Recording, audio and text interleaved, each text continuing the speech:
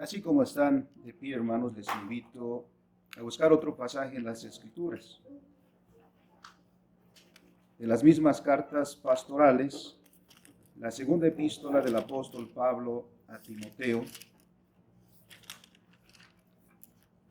también en el capítulo 4.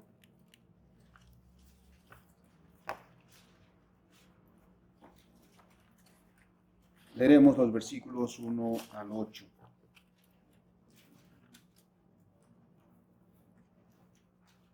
Leamos alternadamente, dice la palabra. Te encarezco delante de Dios y del Señor Jesucristo, que juzgará a los vivos y a los muertos en su manifestación y en su reino. Que prediques la palabra, que dices a tiempo y fuera de tiempo, que reanude, reprende, exhorta con toda paciencia y doctrina. Porque vendrá tiempo cuando no sufrirán la sana doctrina, sino que teniendo comezón de oír, se amontonarán maestros conforme a sus propias concupiscencias. Y apartarán de la verdad del oído y se volverán a las fábulas. Pero tú sé sobrio en todo, soporta aflicciones, haz obra de evangelista, cumple tu ministerio. Porque yo ya estoy para ser sacrificado y el tiempo de mi partida está cercano. He peleado la buena batalla, he acabado la carrera, he guardado la fe. Por lo demás me está guardada la corona de justicia, la cual me dará el Señor juez justo en aquel día, y no solo a mí, sino también a todos los que aman su venida. Amén. Bendito y soberano Señor. En esta reunión, en este día del Señor, nos gozamos en la palabra que leemos. Pero a la misma vez, Señor, oramos con todo nuestro corazón para pedirte que nos des entendimiento y un corazón dispuesto para hacer todo lo que de nosotros pides. Que tu palabra consuele, que tu palabra fortalezca, que tu palabra anime, que tu palabra nos sostenga, Señor, en medio de los tiempos para hacer tu obra. En el nombre de Cristo Jesús oramos. Amén. Tomamos nuestros lugares, amados hermanos.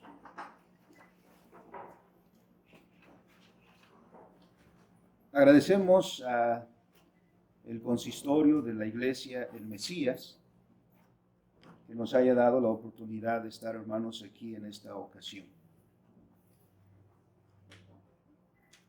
El presbiterio del centro, la Facultad de Teología de la Universidad Juan Calvino, el Sínodo General Misionero,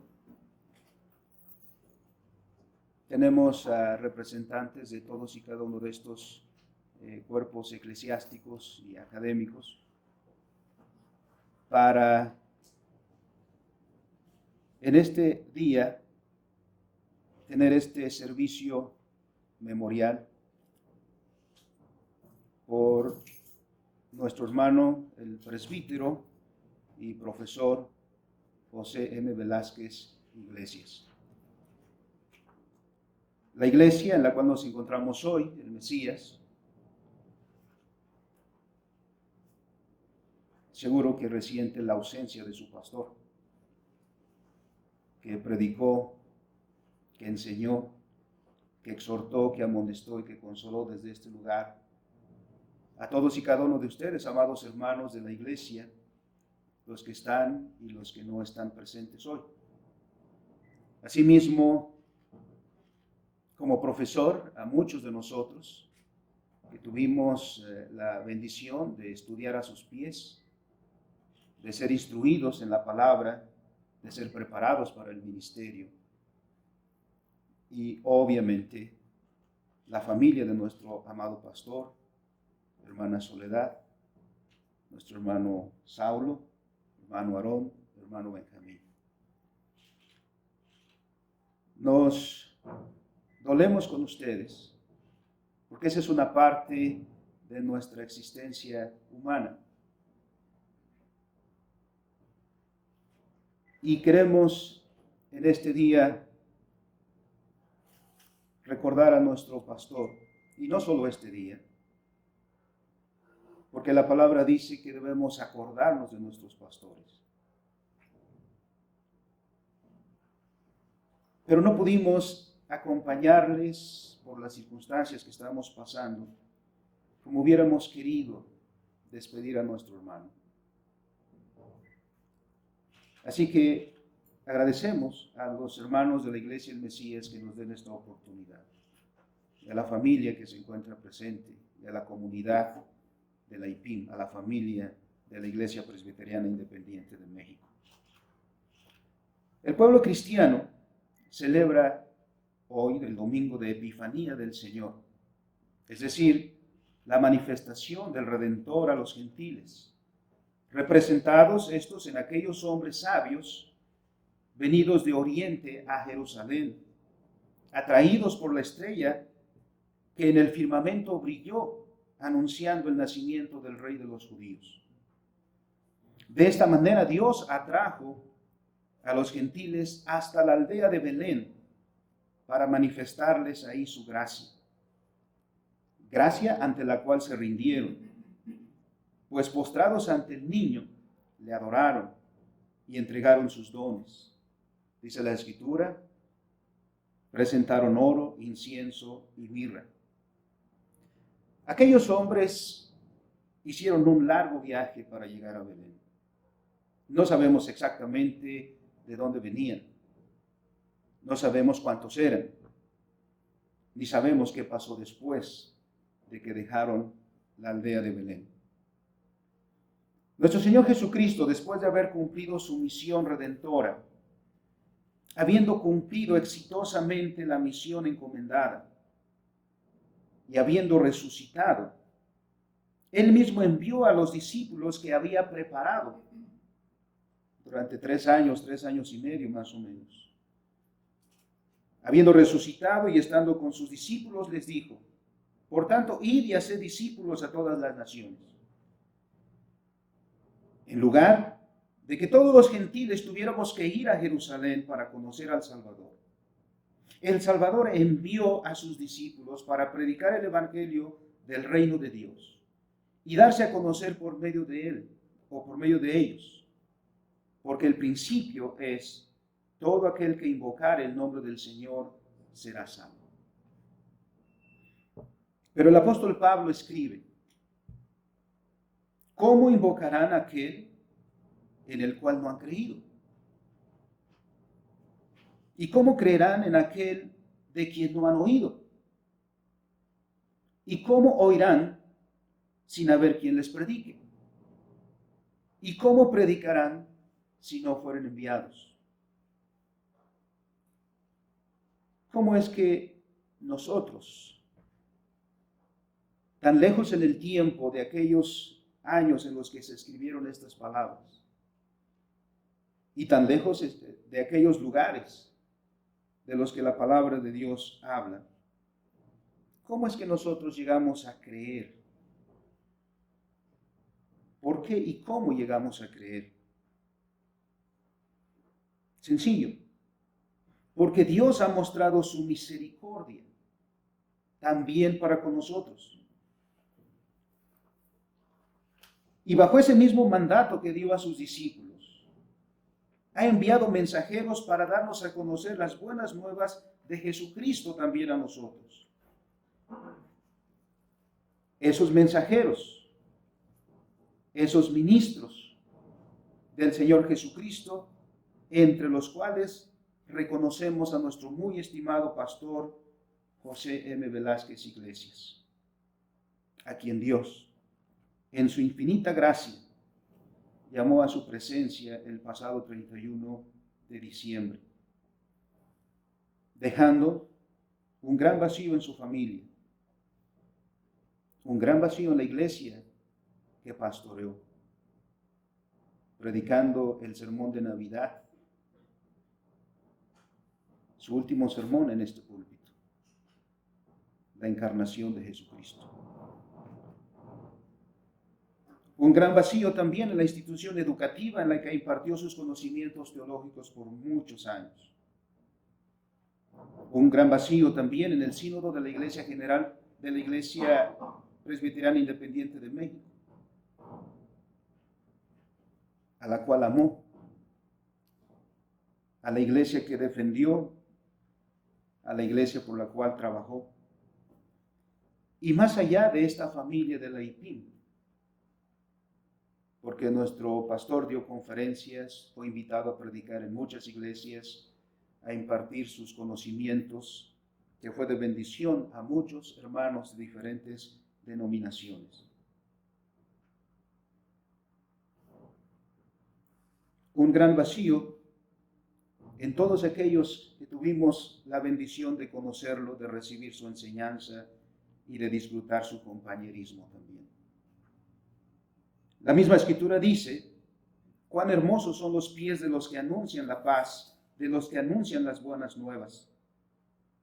Hoy, en este servicio, como lo he mencionado, la comunidad cristiana de la IPIM, aquí representada e instruida por la palabra de Dios, bendice a nuestro amado Dios en agradecida memoria del presbítero José M. Velázquez Iglesias, de quien podemos decir un buen ministro de Jesucristo.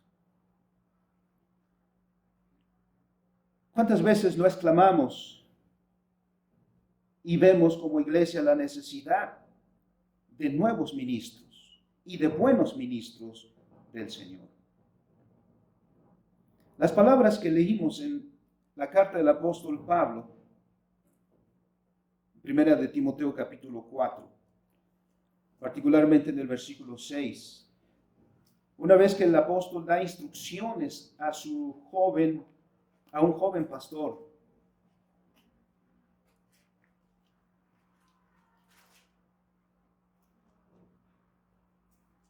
un pastor experimentado como el apóstol Pablo, un misionero, como todos lo recordamos, diciendo esas palabras para encauzar a un joven pastor en su ministerio. Después de todas sus recomendaciones, le dice: si esto enseñas a los hermanos, serás buen ministro de Jesucristo. Buen ministro. Literalmente, dice la Escritura, buen diácono. Bueno, el término se refiere a algo o a alguien que es excelente en su naturaleza y en sus características. Es decir, algo o alguien bien capacitado, bien adaptado para sus propósitos. Es decir, cumple bien con el objetivo o el propósito para el cual es. Cuando este término va unido a los nombres de personas a las cuales designa por su oficio, como el pastor, el anciano, el médico, etc., se refiere a alguien que es competente, a alguien que es capaz, a alguien que es como debe ser.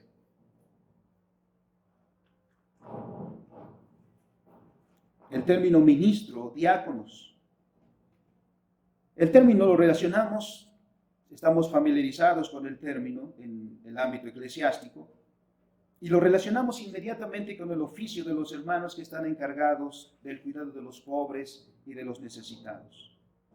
Sin embargo, es un término empleado ampliamente en diferentes contextos. En el caso al cual referimos, se refiere al pastor. Dos posibles significados de este término. Por una parte, hay quienes sugieren que el término diácono se deriva de dos términos a su vez: dia, a través de, a fondo o completamente, y conis, polvo, lo que significaría literalmente levantar el polvo por alguien que se mueve a prisa. Por lo tanto, su significado es ministrar o servir con diligencia, es decir, alguien que hace algo de manera activa, presta, diligente, ¿no? Otro sugiere que el término diáconos tiene relación con el verbo dioko, que quiere decir apresurarse o perseguir, y probablemente antiguamente era aplicado a los corredores. Y se refiere el término a alguien que ejecuta las órdenes de otro, especialmente de un amo o de un maestro. En cualquiera de los dos casos, este término se refiere entonces a aquel que en su oficio muestra diligencia en lo que hace, porque está buscando cumplir con lo que le ha sido encomendado. En el caso del pastor, lo que le ha sido encomendado por el Señor de la iglesia, por aquel que lo llamó al ministerio, por aquel que le encargó el cuidado de sus hijos, el Señor Jesucristo. Y es en este sentido que hablamos de un buen ministro de Jesucristo. Alguien a quien el Señor puso, como dice el apóstol Pablo a los hermanos de Éfeso, que el Señor Jesucristo puso para pastorear a su iglesia, para cuidarla, para protegerla, para amonestarla. En estos términos podemos y damos testimonio de que nuestro hermano Velázquez, nuestro pastor Velázquez, fue un buen ministro de Jesucristo. Un buen ministro de Jesucristo, en primer lugar, es una muestra del amor de Dios para su iglesia. Efesios capítulo 4, versículo 11 y adelante dice que el Señor Jesucristo mismo constituyó a unos apóstoles, a otros profetas, a otros evangelistas, y entre ellos pastores. El trabajo pastoral no es un trabajo que se debe emprender por iniciativa propia. Se debe llevar a cabo solo cuando el Señor de la mies llama a alguien para realizar dicho trabajo. El Señor Jesucristo, para edificar a su iglesia, como dice el apóstol Pablo, para que su iglesia crezca, para que su iglesia aprenda, para que la iglesia se desarrolle como Dios quiere, constituye o nombra o coloca a todos estos que dice el apóstol Pablo: apóstoles, profetas, evangelistas, pastores y maestros.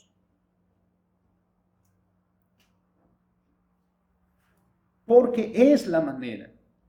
Por eso el apóstol Pablo dice: si esto enseñas a los hermanos, porque esa es su tarea, porque esa es la encomienda.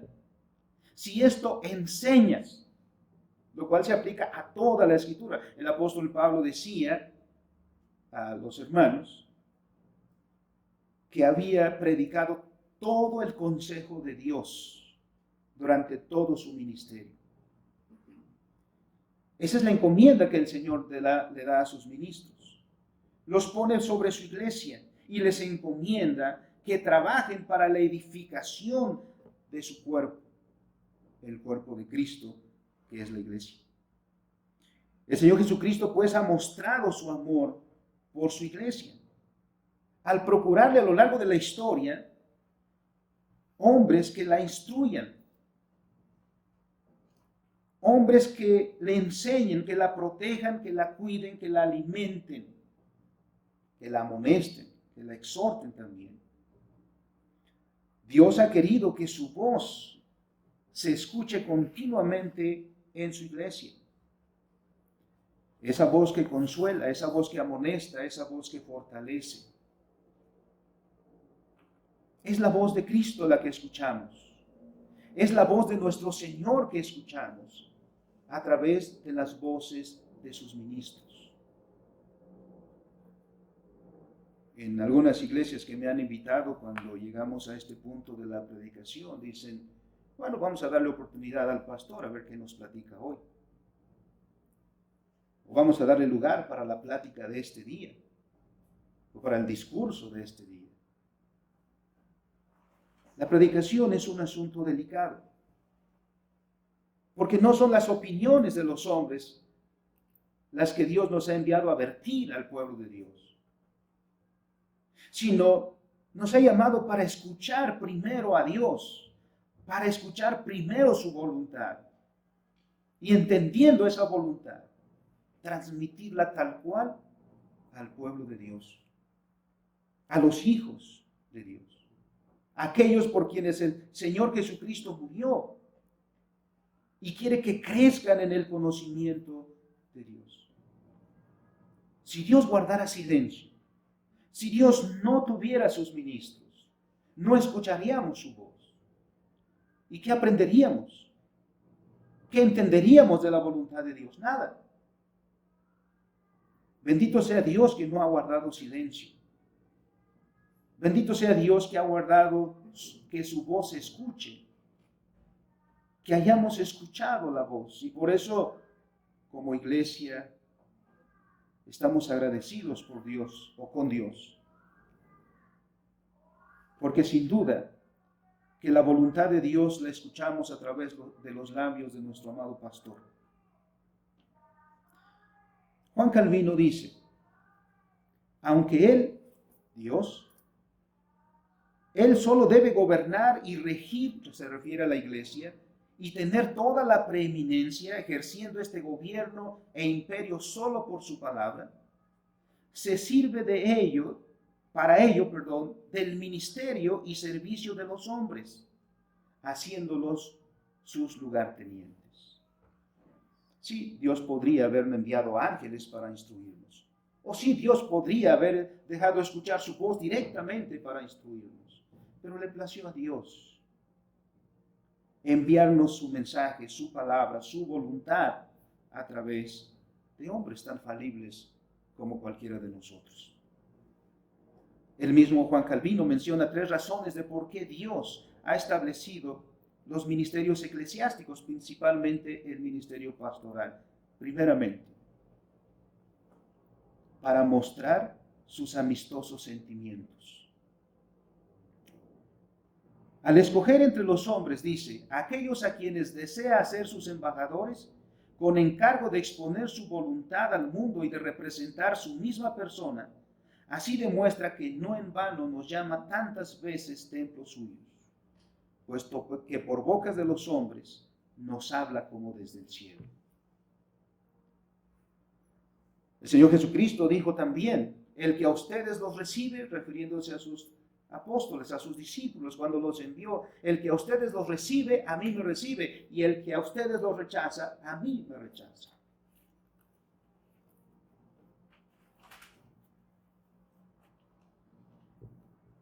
En segundo lugar, para ejercicio de la humildad. Nos sirve, dice Calvino, de admirable y muy útil ejercicio de humildad que nos acostumbre a obedecer a su palabra, aunque sea predicada por los hombres semejantes a nosotros y a veces incluso inferiores en dignidad. Pero en cuanto es un simple hombre de humilde condición y desprovisto de autoridad en su propia persona, quien habla en nombre de Dios, entonces, según prueba la experiencia, demostramos nuestra humildad y la honra y estima en que tenemos a Dios, al ser dóciles, sin resistencia alguna a su ministro, aunque por lo que hace a su propia persona, no tenga mayor excelencia que nosotros, para ejercitarnos en la humildad.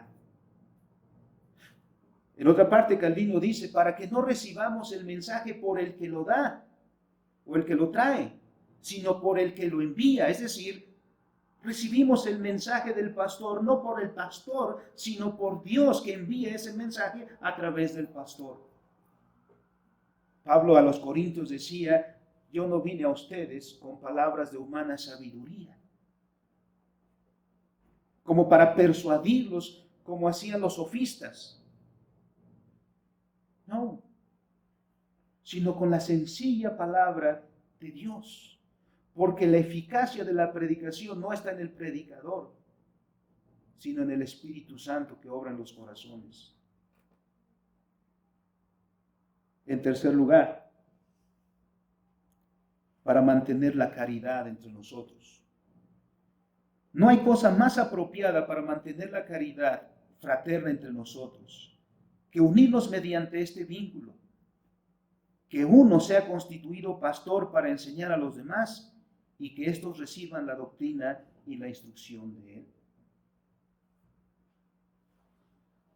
Nuestro Dios dotó de dones a nuestro hermano pastor,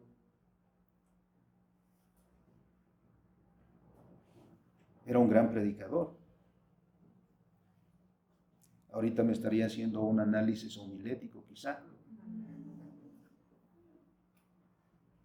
La primera vez que yo prediqué fue en un ejercicio de predicación. Y el novato en esa clase era yo. Teníamos un tiempo limitado. El tema que yo escogí y la preparación que según yo había hecho tenía como media hora. Y dije, yo no voy a poder ajustarme al tiempo que el profesor ha dicho. A los 3 minutos no tenía nada que decir. Fue mi profesor de homilética. Así que siempre me era difícil predicar cuando estaba él presente porque sabía que me estaría calificando. Aprendimos muchas cosas de nuestro amado pastor en cuanto a la predicación. Él era un asiduo lector de Calvino, un asiduo lector de la institución de donde he tomado estas 3 indicaciones que hace Calvino. Así que estos pasajes que he leído eran muy familiares para él, eran muy conocidos para él. Y no dudaría en decir que estos 3 están subrayados en su libro personal. Porque estas cosas no las enseñó a nosotros, a los futuros ministros.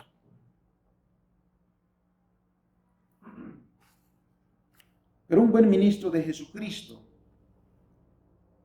además de ser una manifestación del amor de Dios por su iglesia, también ejerce su oficio con visión, con conocimiento. El pastor no debe ser alguien improvisado. Las Escrituras claramente lo dicen. El apóstol Pablo escribió a Timoteo respecto al perfil de los presbíteros. 1 Timoteo 3, 1 al 6. Todos los requisitos que debemos observar ahí. El pastor es alguien que sabe cuáles son las implicaciones que él tiene en el trabajo pastoral. Sabe exactamente qué significa la tarea de edificar a la iglesia del Señor Jesucristo. El mismo Señor Jesucristo no da esta encomienda en manos de cualquier persona, sino en aquellos que están capacitados. Como dijo del apóstol Pablo, instrumento útil me es este. También nos enseña a nosotros como iglesia que los ministros del Señor deben ser y estar preparados para ser instrumentos útiles en las manos de nuestro Señor.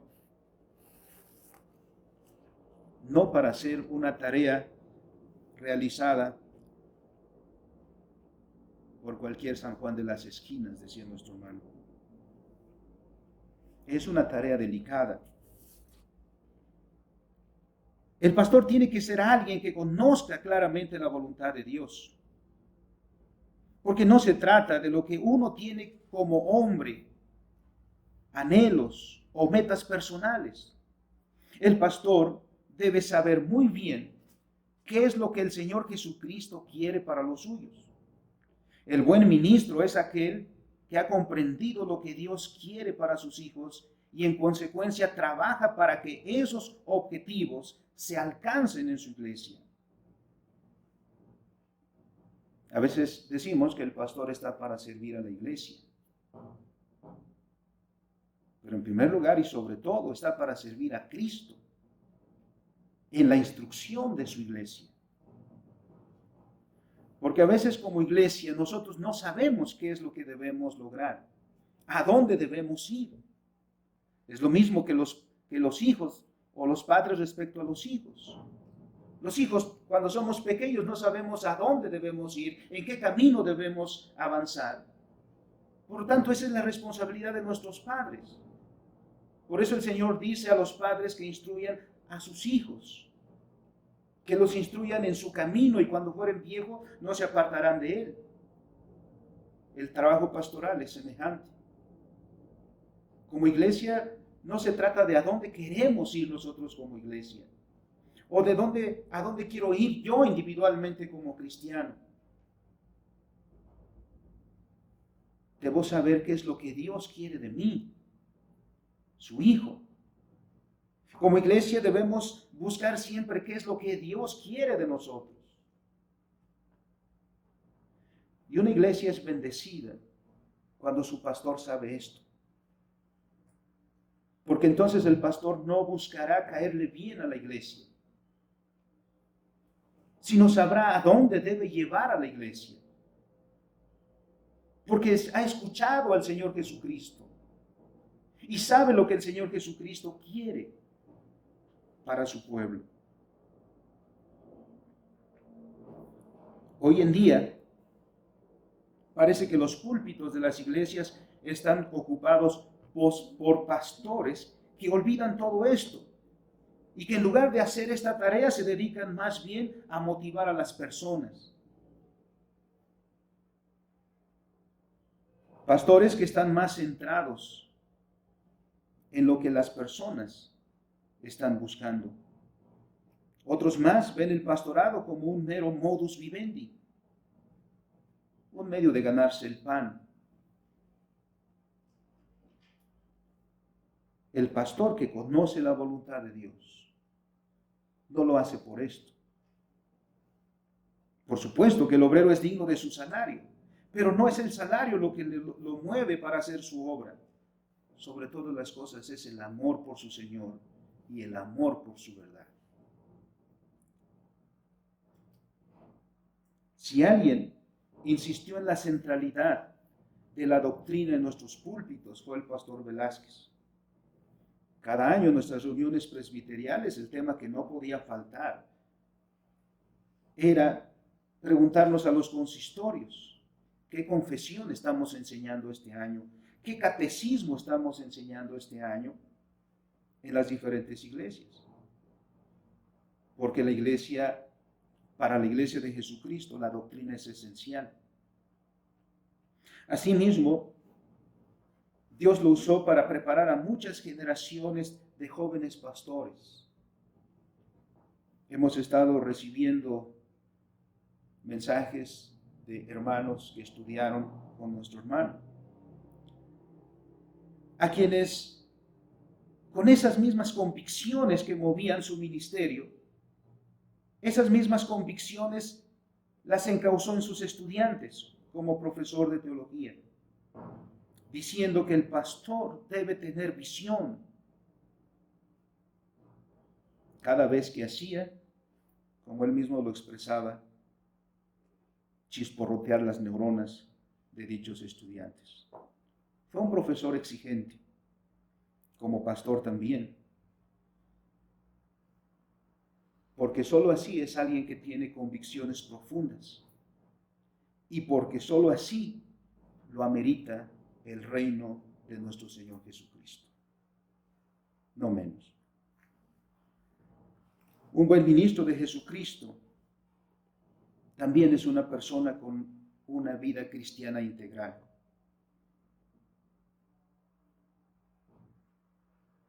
El pastor puede ser un buen ministro de Cristo solo si primero es un cristiano convencido. Su conocimiento de Cristo y de su palabra no es un conocimiento meramente intelectual o académico.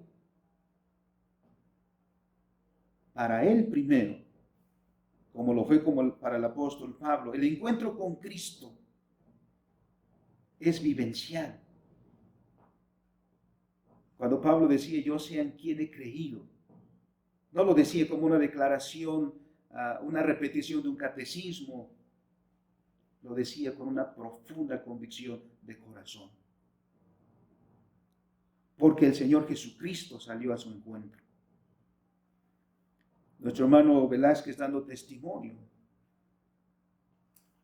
hablaba de su ateísmo juvenil.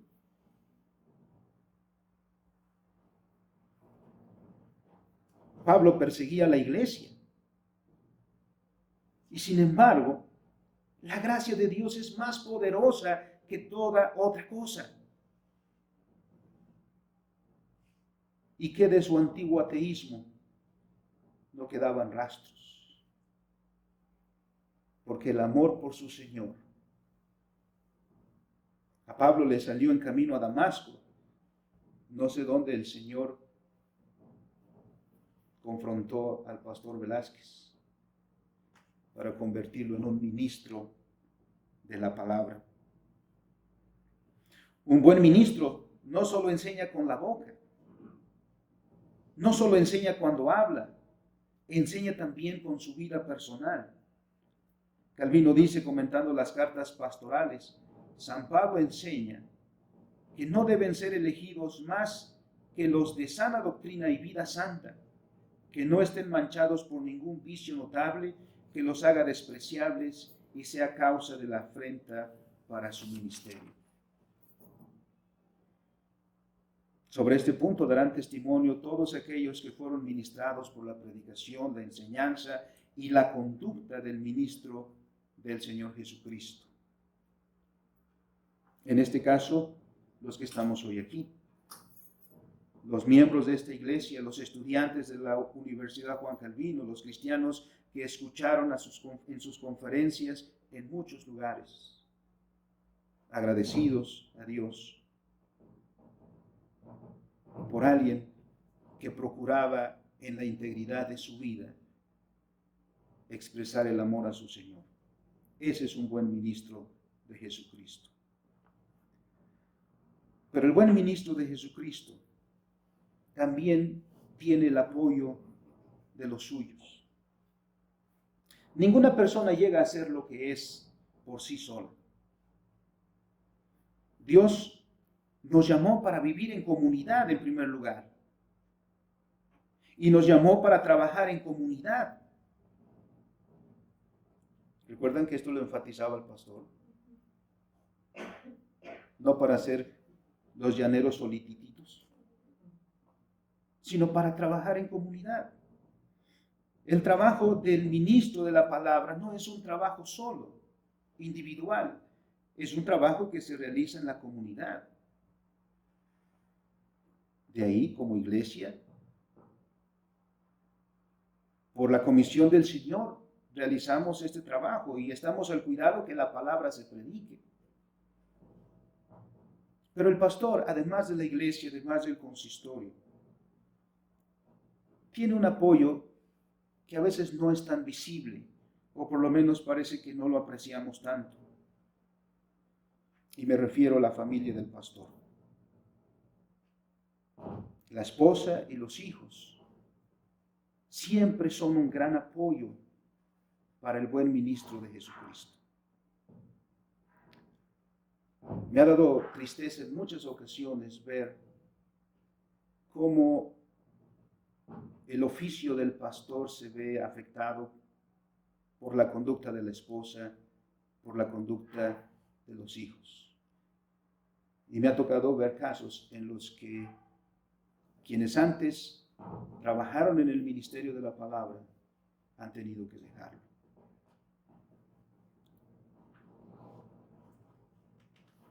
La esposa y los hijos comparten junto con el pastor la vocación.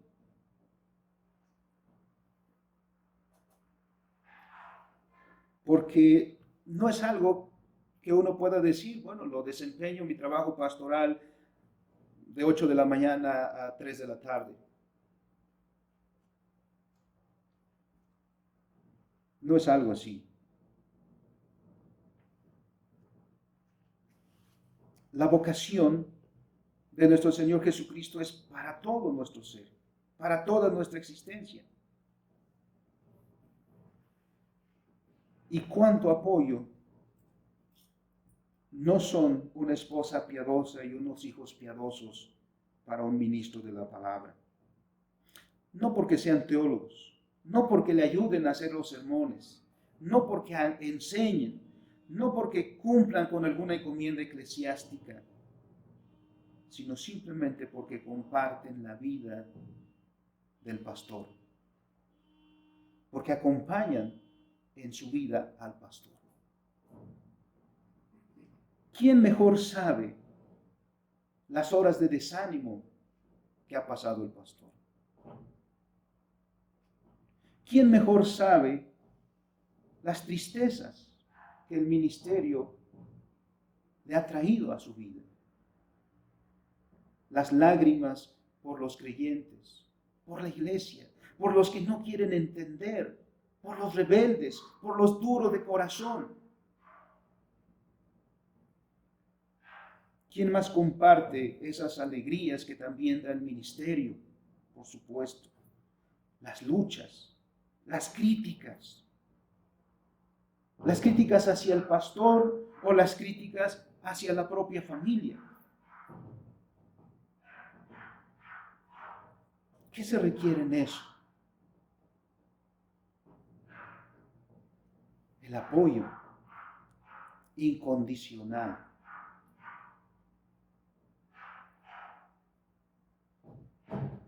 El orar juntos. El estar en un mismo sentir y estar convencidos de que eso es lo que Dios quiere. Que la esposa apoya al pastor porque esa es la vocación que el Señor le ha dado con todo lo que implica. Dios hizo el matrimonio para que el esposo y la esposa sean compañeros de vida, para que sean ayuda idónea uno del otro. Y esto es lo que es. No podrían hablarse de los éxitos del pastor sin tomar en cuenta a la familia.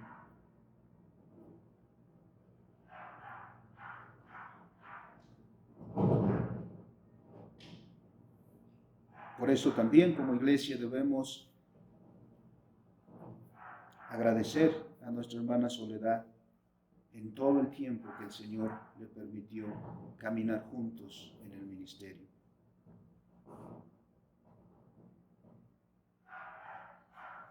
Para los hijos del pastor, el oficio de su padre también es un gran reto. Lo digo como hijo de pastor a la vez. Conozco esa parte muy bien. Tengo la bendición de conocer a Saulo, a Aarón, a Benjamín hace muchos años. Hoy nos vemos como hermanos, oficiales de la iglesia, y la verdad es que nunca me imaginé que estuviéramos trabajando así después de tantos años. Pero compartimos muchas cosas desde hace muchos años, cuando el Señor me llevó a la iglesia de San Pablo en 1991, de donde después de ser estudiante del profesor Velázquez y lo exigente que era, ¿con quién quería trabajar menos? Y el Señor me llevó a San Pablo para trabajar con el hermano en 1991, de donde fui ordenado anciano gobernante durante 4 años. El Señor me dio esa bendición de ser el estudiante, de estar sentado, escuchando sus enseñanzas y pasar a ser colega, así como de un salto casi. La enseñanza se extendió de las aulas a la iglesia. No solo me enseñó teóricamente las cosas que podrían incluir el ministerio, tuvimos problemas que resolver como consistorio. Seguí aprendiendo después todavía. Y ahí conocí a mis hermanos, en el club infantil de la iglesia. Crecer como hijo del pastor tiene sus retos, tiene sus desafíos. Pero el ministro fiel sabe dirigir a los suyos. Porque antes que ser pastor hacia afuera, es el pastor de su casa, de su familia. Y la familia que aprende a amar a Dios a través del amor que su Padre muestra por su Señor. Aprende a amar a Dios y a enfocar igualmente sus fuerzas por el reino de Cristo.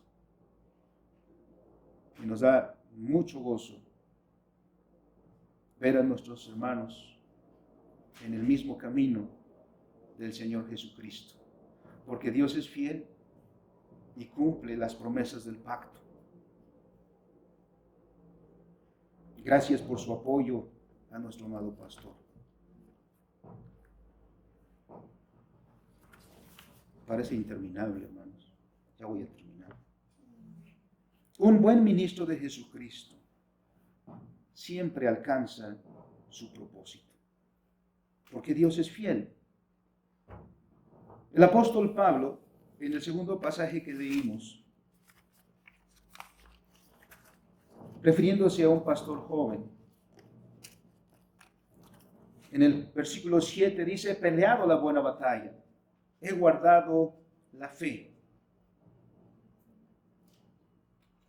he acabado la carrera. Por lo demás me está guardada la corona de justicia, la cual me dará el Señor, pues justo en aquel día, y no solo a mí, sino también a todos los que aman su venida. El ministro, diácono, ha logrado la meta establecida por su Señor. Desde nuestra perspectiva, podríamos pensar que el pastor dejó muchas cosas inconclusas. Siempre estábamos hablando de qué más vamos a hacer en los próximos años, en las reuniones de facultad.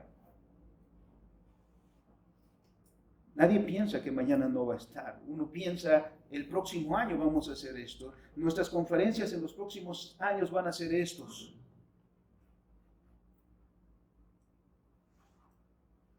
El hermano estaba preparando una conferencia para el fin de semana pasado.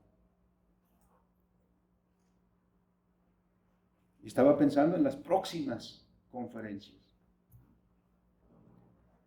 Seguramente como consistorio también.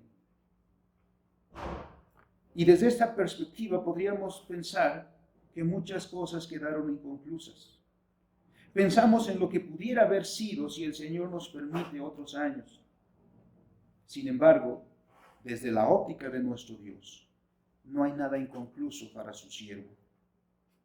El trabajo del reino de Dios no es el trabajo de un solo hombre, es el trabajo de la comunidad. En los planes de Dios, todos cumplimos el trabajo que nos ha llamado a realizar. Los trabajos que quedan inconclusos quedan así porque Dios las deja en las manos de la siguiente generación. Es decir, ahora queda en manos del consistorio y de la iglesia continuar adelante, seguir adelante. Ahora queda en manos de la comunidad, de la facultad, seguir adelante, continuar con nuestra obra. ¿Qué es lo que vemos en la historia, en las Escrituras? Moisés dejó cosas inconclusas. Dirigió al pueblo de Israel en un gran recorrido. Dirigió al pueblo, soportó al pueblo y lo llevó, pero no entró a la tierra prometida. Dejó inconclusa, desde nuestra óptica, una tarea. Pero en los planes de Dios, Moisés tenía un Josué. No alguien que improvisó y lo tomó de ahí a la prisa, sino alguien que desde mucho tiempo antes el Señor estuvo preparando para decirle a Josué: tú eres el que vas a introducir a este pueblo a la tierra prometida. O Elías, un gran profeta en tiempos difíciles. El Señor le mostró a Elías que sus días estaban llegando a su final. Y lo sabían otros. Le dijeron a Eliseo: sabes que el Señor se va a llevar, Dios se va a llevar a tu Señor. Sí, decía él. Pero ¿quién continuó con el ministerio profético? ¿Sobre quién cayó el manto? Eliseo, tú vas a seguir. Es porque la obra del Señor, la obra del reino de Dios es una obra llevada a cabo por la comunidad. Ciertamente vemos el ministerio realizado por nuestro pastor. El apóstol Pablo tuvo la oportunidad de decir estas palabras: yo estoy para ser sacrificado, el tiempo de mi partida está cercano. Y podría ver en retrospectiva su ministerio. Con nuestro pastor Velázquez las cosas fueron tan repentinas que ni él ni nosotros pudimos despedirnos. Pero sin duda que esto que se dice del apóstol Pablo también se puede decir de nuestro hermano. Peleó la buena batalla. Acabó la carrera, es decir, llegó a la meta que su Señor le había trazado, a la meta que su Señor le había puesto. Guardó la fe. Pablo decía: ahora me está guardada la corona de justicia. Nuestro hermano la tiene, ya no le aguarda, ya la disfruta, ya es suya, porque ha vencido, porque perseveró hasta el final. Y el apóstol Pablo dice: me dará en aquel día, y no solo a mí, sino también a todos los que amen su venida. Concluyo, hermanos, con la cita de Hebreos capítulo 13, versículo 7.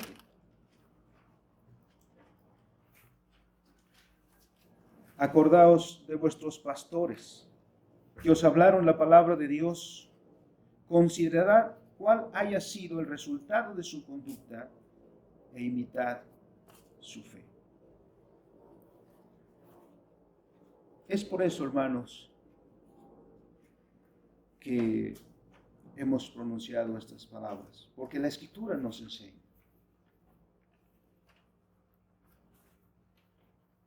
Acordémonos de nuestros pastores, de aquellos siervos del Señor que nos hablaron de la palabra de Dios, que fueron los instrumentos de Dios para nuestra enseñanza.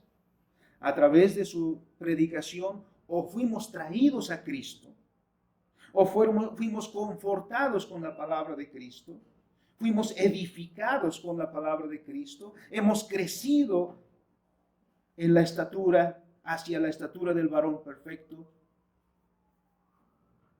Bendito sea Dios.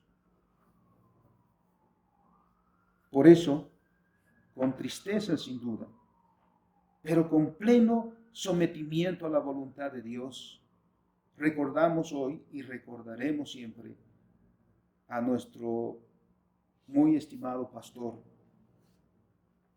y doctor José M. Velázquez Iglesias, que sin duda fue un buen ministro de Jesucristo para nosotros.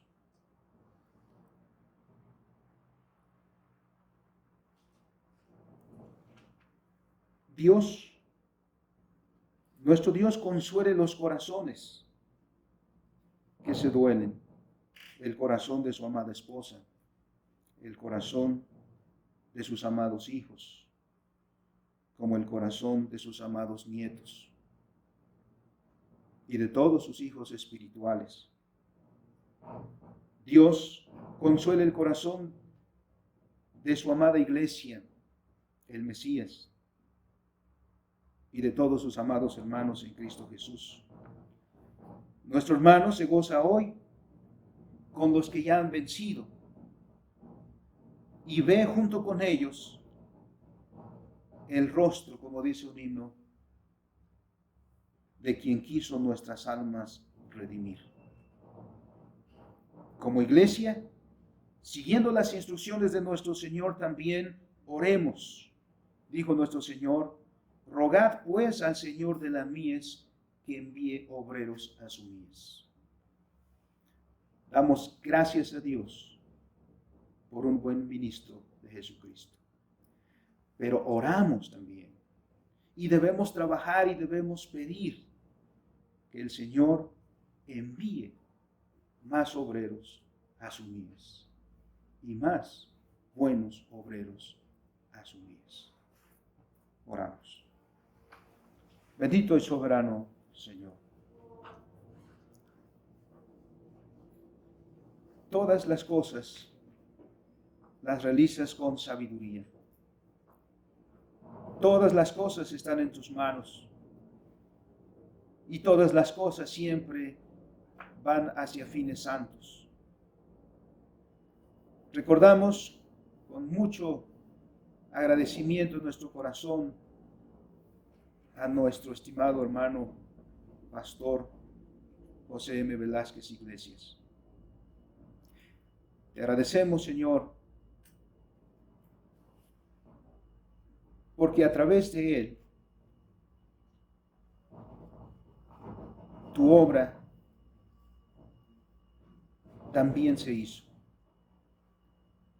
Agradecemos por su vida, por todos los años de ministerio, en diversas pruebas, en diversas adversidades, con momentos felices, gratos también.